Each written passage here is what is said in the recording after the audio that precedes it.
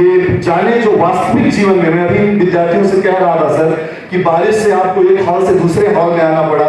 जब आप नेता बनेंगे, नेता का पद आपको दिखाई देता है, लेकिन वो नेता कितना संघर्ष करते हैं। उनके लंच करने का टाइम नहीं होता, डिनर करने का टाइम नहीं होता, बारिश है, धूप है, वो जनता के बीच में जाएंगे, क्योंकि एक जिम्मेदारी है।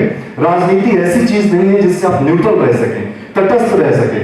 आपको राजनीति को जानना होगा, समझना होगा। जैसा कि सुबह रमा मैम कह रही थी, वो राजनीति जो सुचिता की राजनीति है, जिसके ध्वजवाहक आदरणीय अटल बिहारी वाजपेयी, माननीय प्रधानमंत्री नरेंद्र मोदी जी हैं।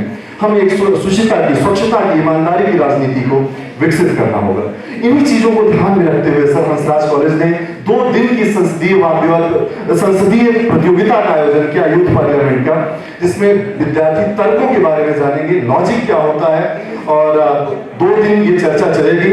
अब मैं बहुत विलंब न करते हुए मैं आदरणीय प्राचार्य प्रोफेसर रमा मैम से निवेदन करूंगा कि मैं मंच पर आए और हमारे आदरणीय मुख्य अतिथि महोदय का स्वागत करें। उसके बाद हम आज की चर्चा को आगे बढ़ाएंगे। आदरणीय रमा मैम, जोरदार तालियों के साथ मैम का अभिनंदन करें। मैं मैम को बुलाने से पहले मैं निवेदन करूंगा कि सबसे पहले स्वागत माननीय मुख्य अतिथि महोदय का पुष्पगुच्छ प्रदान करके, स्मृति चिन्ह प्रदान करके, सवाल प्रदान करके माननीय मुख्य अतिथि महोदय का मैं स्वागत करें। एक बार कर्तव्य ध्वनि के साथ अभिनंदन करें।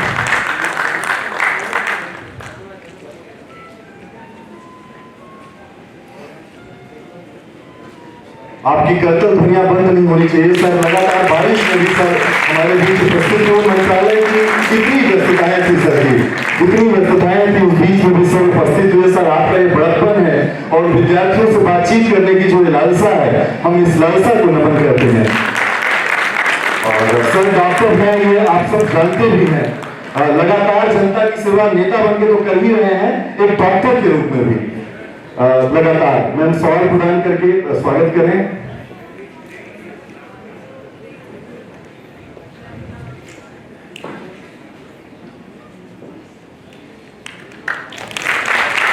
इसको पीछे में प्रदान करके माननीय जी का अभिनंदन। के साथ स्वागत सुनानी जी। मैं मैम से निवेदन करूंगा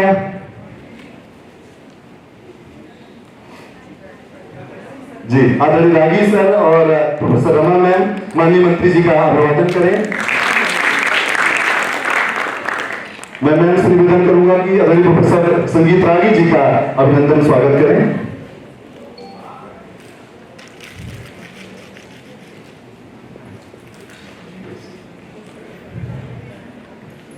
एक बार कर्तव्य ध्वनि के साथ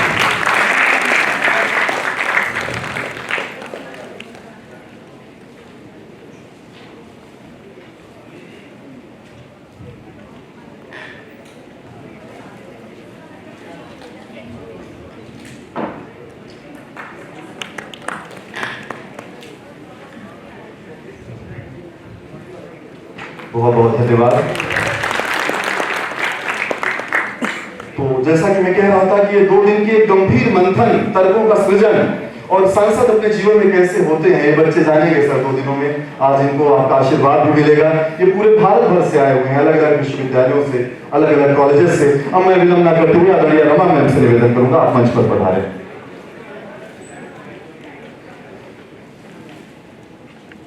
एक बार कर्तव्य ध्वनि के साथ में। धन्यवाद डॉक्टर प्रभांशु। नमस्कार। आज सितंबर 2021 हंसराज कॉलेज में आज़ादी के 75वें अमृत महोत्सव के, आज़ादी का अमृत महोत्सव और हंसराज कॉलेज में कार्यक्रम और बारिश न हो, ये कैसा हो सकता है।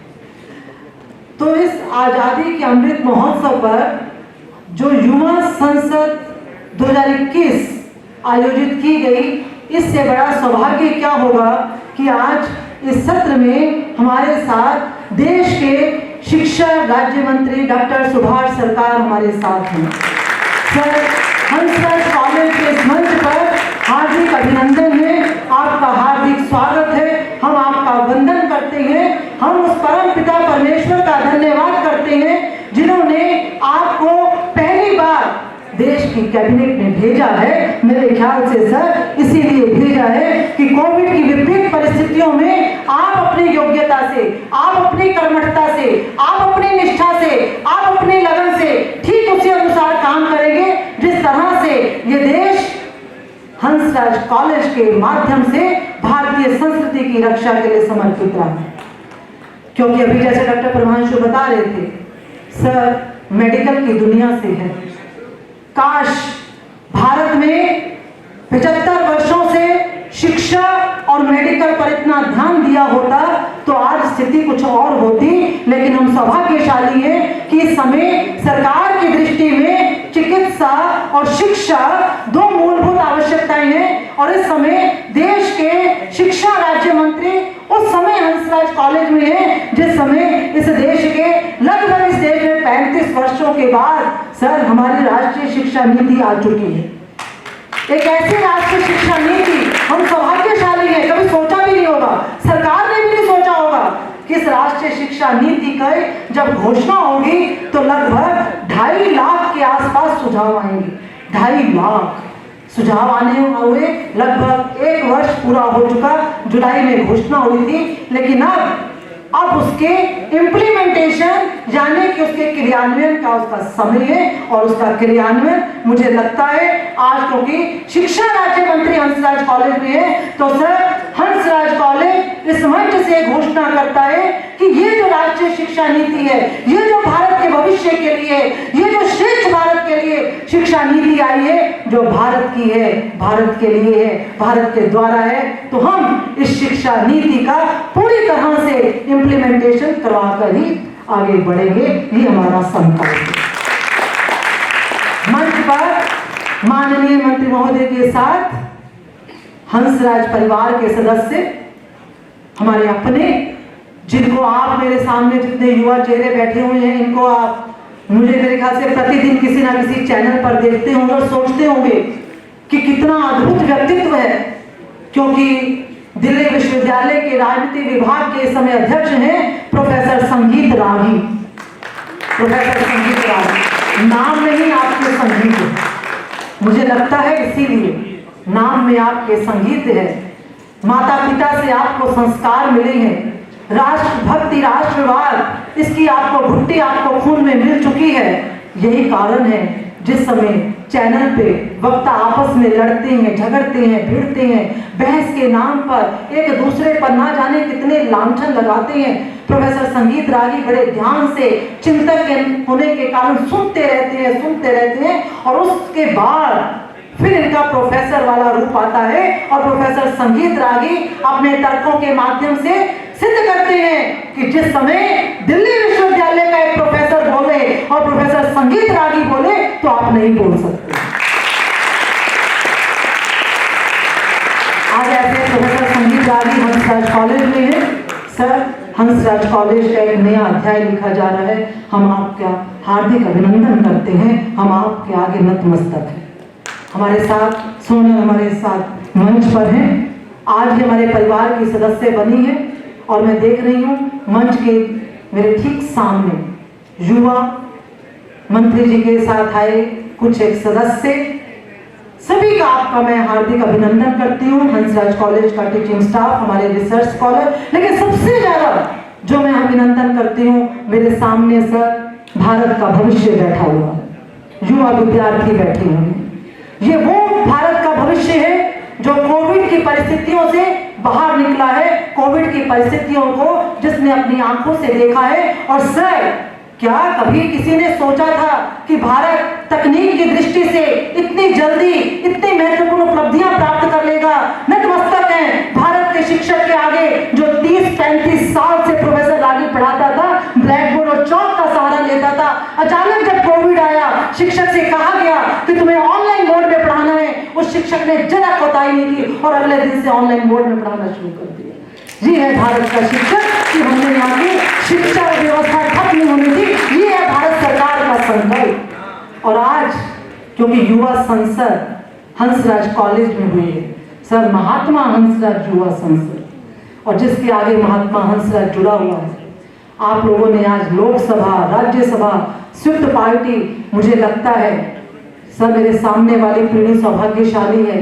ये इस समय देश का वह नेतृत्व देख रही है जिस नेतृत्व को पूरे विश्व में सुना जाता है। और जहां से हंसराज कॉलेज की इस युवा संसद प्रतियोगिता से जो विद्यार्थी जाएंगे, आने वाले भविष्य में आप सिद्ध करेंगे कि राजनीति हो तो ऐसी हो जो हम हंसराज कॉलेज से सीख कर आए हैं। ये हंसराज कॉलेज। सुबह बात हो रही थी नैतिकता की। जब हमारे भीतर नैतिकता हो, ईमानदारी हो, अभी प्रारंभ में ही जिस समय अभी हमारे सुभाष सरकार जी शिक्षा राज्य मंत्री अभी बने भी नहीं थे, आज तक सर आपने बहुत अच्छा साक्षात्कार दिया था, बहुत अच्छा साक्षात्कार था। मैंने पूरा साक्षात्कार सुना जिसमें जो इनकी बात एक मैं अंडरलाइन उसको करना चाहूंगी। इन्होंने कहा था कि हमें अपना काम, खास तौर पे युवाओं को अपना काम सिंसियरली करना चाहिए। यानी जिस काम में सिंसियरिटी होती है, ऑनेस्टी होती है, सिंसियरिटी ऑनेस्टी के साथ अपने भारतीय मूल्यों को सामने रखकर, भारतीय संस्कृति को सामने रखकर जब हम ईमानदारी के साथ कर्म करते हैं, उस समय वसुधैव कुटुंबकम की हम बात करते हैं, उस समय श्रेष्ठ भारत की बात करते हैं, उस समय हम कहते हैं कि भारत इस समय, जिस समय डॉक्टर सुभाष सरकार कैबिनेट मंत्रालय में इस समय है, भारत वास्तव में यही समय है सर, हम सब मिलकर भारत को विश्व गुरु बनाएंगे, हम सब श्रेष्ठ भारत बनाएंगे। आइए श्रेष्ठ भारत बनाने का संकल्प लेते हुए मैं आप सबका धन्यवाद करती हूँ, आप सबका हार्दिक अभिनंदन करती हूँ, आप सबको बहुत बहुत शुभकामनाएं, सादर नमस्कार। बहुत बहुत आभार मैम। और मैं ये गर्व के साथ कह सकता हूँ, जहां आप जैसे प्राचार्य, आप जैसे शिक्षक जिनकी 300 से अधिक किताबें प्रोफेसर रमा मैम की प्रकाशित हो चुकी हैं, आप अपने छात्र जीवन में 800 डिबेट जीत चुकी हैं सर। बहुत ही यशस्वी, बहुत ही ओजस्वी, ऐसे प्रखर व्यक्तित्व की धनी प्रोफेसर रमा मैम, निश्चित रूप से आपका सपना साकार हो। माननीय मंत्री जी के सानिध्य में मैं ऐसी उम्मीद करता हूं। अब विलंब ना करते हुए, जैसा कि मैंने बताया, हमारा सौभाग्य है रागी सर को सुनना, इनको पढ़ना, क्योंकि जो पढ़ता है वो निखरता है। आप एक ऐसे वक्ता को सुने जो अध्ययन नहीं करता, एक ऐसा वक्ता जो किताबों में डूबता है, फिर जब उसकी वाणी निकलती है निश्चित रूप से विपक्षी परास्त होते हैं। ऐसे हमारे रागी सर, आपका स्वागत, अभिनंदन। एक बार करता ध्वनि के साथ रागी सर का।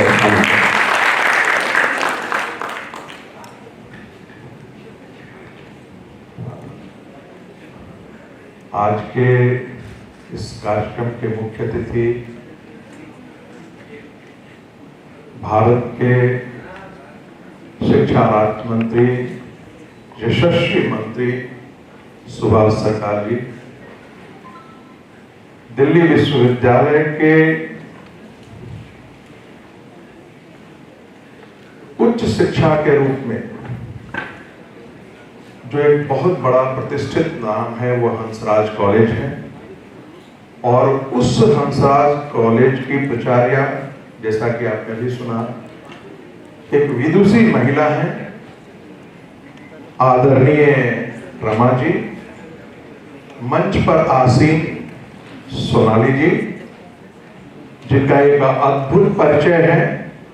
वो एक एंटरप्रेन्योर है, वो भारतीय मीमांसा के तत्वज्ञाता हैं और बच्चों के बीच में भारत की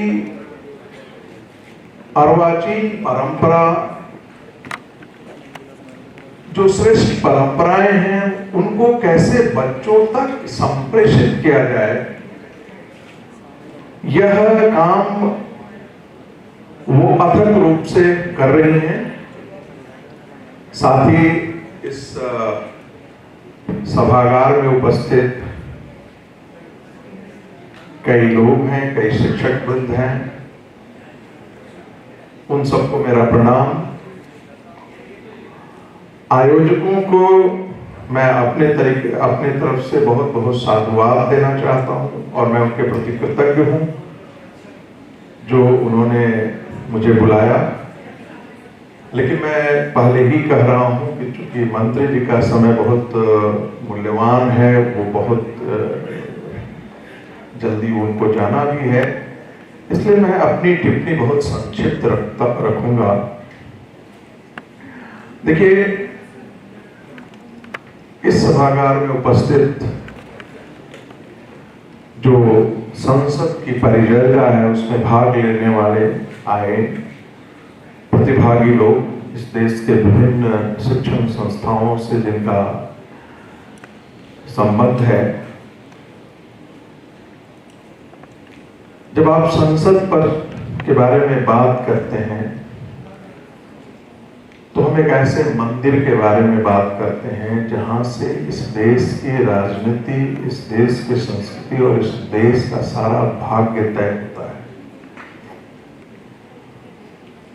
जब हम भारत के भाग्य तय करने की बात करते हैं तो हम ये उम्मीद भी करते हैं कि उसमें जो लोग बैठे हैं उस मंदिर में उनकी चेतना, उनकी प्रज्ञा भी उतनी ही श्रेष्ठ हो जो तात्कालिक अपने राजनीतिक स्वार्थों से ऊपर उठकर भारत के भविष्य के लिए अपना सब कुछ होम कर देंगे। ऐसी चिंतन, ऐसा विमर्श और ऐसा निर्णय उस मंदिर से वो देश को देंगे। हम सब बातचीत करते रहते हैं, कहाँ कमियां हैं, कहाँ हम सब संसद की परिचर्या देखते रहते हैं और मुझे उसमें एक ही बात याद आता है जो परम पूज्य डॉक्टर भीमराव अंबेडकर का जो संविधान सभा का अंतिम भाषण था। मैं आप सबों को वो अंतिम भाषण जरूर बोलूंगा कि आप जरूर पढ़िएगा। उसका बस सारांश मैं बोल करके और अपनी वाणी को विराम दूंगा। उन्होंने कहा कि बहुत सारे श्रेष्ठ लोग थे, हमसे अच्छे अच्छे चिंतक थे, लेकिन आपने ही मुझे ये सौभाग्य प्रदान किया, मैं इसके लिए बहुत आभारी हूं। लेकिन आज जब अपना मैं अंतिम भाषण दे रहा हूं तो मुझे एक डर भी सता रहा है और बड़ा मार्मिक वो भाषण है। उन्होंने कहा कहीं हम फिर से, मुझे डर है कि कहीं हम फिर से गुलाम तो नहीं बन जाएंगे। उन्होंने कहा हमारी गुलामी का सबसे बड़ा कारण रहा हम विभाजित रहे। जब सिख लड़ रहे थे तो मराठाओं ने साथ नहीं दिया, जब मराठा लड़ रहे थे तो सिखों ने साथ नहीं दिया, और एक विजेता आकर के ये पूरे भारत को गुलाम करके छोड़ गया। आने वाले दिनों में राजनीतिक पार्टियां बनेंगी, उन राजनीतिक पार्टियों के हित इस राष्ट्रीय हित से कहीं बड़ी न बन जाए, मुझे इसका डर सता रहा है। यही हमारी परीक्षा और यही हमारे संसद और यही हमारे राजनीतिक पार्टियों के परीक्षा की कड़ी होगी कि हम अपने देश को, अपने देश के हितों को अपने राजनीतिक हितों पर बलि न चढ़ा दें। यह हमें सुनिश्चित करना होगा। मुझे लगता है कि 75 वर्ष के भारत के संसदीय इतिहास में यह कहना होगा कि देश के इस मंदिर ने हमें निराश नहीं किया है। राजनीति में थोड़ा बहुत होते रहता है, हर लोकतंत्र में ऐसा होता रहता है, लेकिन आप जरा देखिए हम कहां से कहां चले थे और दुनिया के सबसे बड़े लोकतंत्र में एक बहुत परिपक्व लोकतंत्र के रूप में 75 वर्षों की हमारी यात्रा रही है। यह अपने आप में बड़ा गौरवान्वित होने का विषय है, अपने आप को साधुवाद देने का है। और जब आप यहाँ से निकलेंगे तो मुझे लगता है कि आप परिचर्या में जो विमर्श से जो उपसंहार निकला होगा, जो नवनीत निकला होगा, उसको देश के हर कोने कोने में ले जाएंगे। मैं यहीं अपनी वाणी को विराम देता हूं और मैं आप सब सुन रहे हैं, इसलिए मैं आपको प्रणाम करता हूं। बहुत बहुत आभार आदरणीय रागी सर का, उनके इस आशीर्वचन के लिए, उनके इस विद्वत वचन के लिए। निश्चित रूप से आपका आशीर्वाद इन युवाओं को मिलेगा। इन्हीं में से आने वाले दिन में भारत के संसद में तमाम चेहरे बैठे दिखाई देंगे। सर आपका बहुत बहुत आभार। और अब मैं आज के हमारे कार्यक्रम के जो मुख्य अतिथि हैं, जो इतने साधारण और बहुत ही लगातार जनता के बीच में, छात्रों के बीच में, कोरोना काल में आप कभी गूगल कर लीजिएगा, आप नेता तो है ही है, साथ ही साथ डॉक्टर हैं, आप लगातार मरीजों की सेवा करते रहे बिना अपने स्वास्थ्य की परवाह किए हुए। शिक्षा के क्षेत्र में आपके आने के बाद सर नए बदलाव हो रहे हैं, आगे होंगे, ऐसी हम कामना भी करते हैं। ऐसे जन नेता शिक्षा के क्षेत्र में लगातार नए बदलावों की शुरुआत करने वाले आदरणीय डॉक्टर सुभाष सरकार सर, आपका हार्दिक अभिनंदन है, स्वागत है। हंसराज महाविद्यालय के इस 75वें वर्ष में, एक ऐतिहासिक वर्ष है जब भारत भी अपना अमृत महोत्सव मना रहा है। सर आप हंसराज महाविद्यालय पधारे, हम सब बहुत इस बात के लिए आभार प्रकट करते हैं। एक बार जोरदार तालियों के साथ, पैदल भर के साथ आदरणीय का अभिनंदन करें।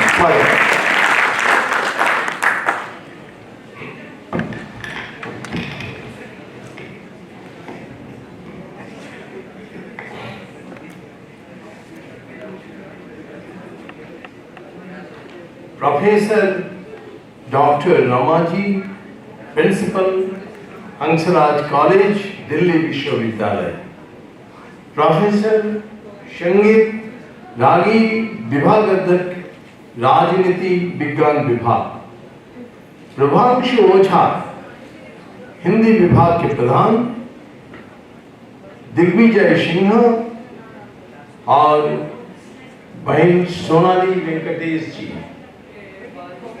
प्रिय विद्यार्थीगण तथा मित्र, मुझे यह जानकर प्रसन्नता है कि हंसराज महाविद्यालय द्वारा 2 दिवसीय युवा संसद का आयोजन किया जा रहा है।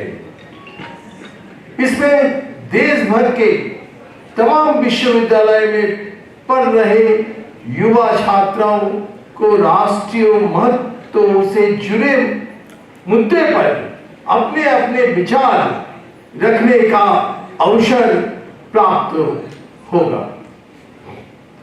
हमारी संसद में कोई महत्वपूर्ण समितियां हैं जो संसद के कार्य का निष्पादन करती है।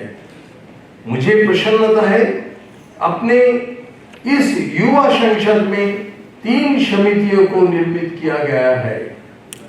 लोकसभा, राज्यसभा और अखिल भारतीय राजनीतिक दल।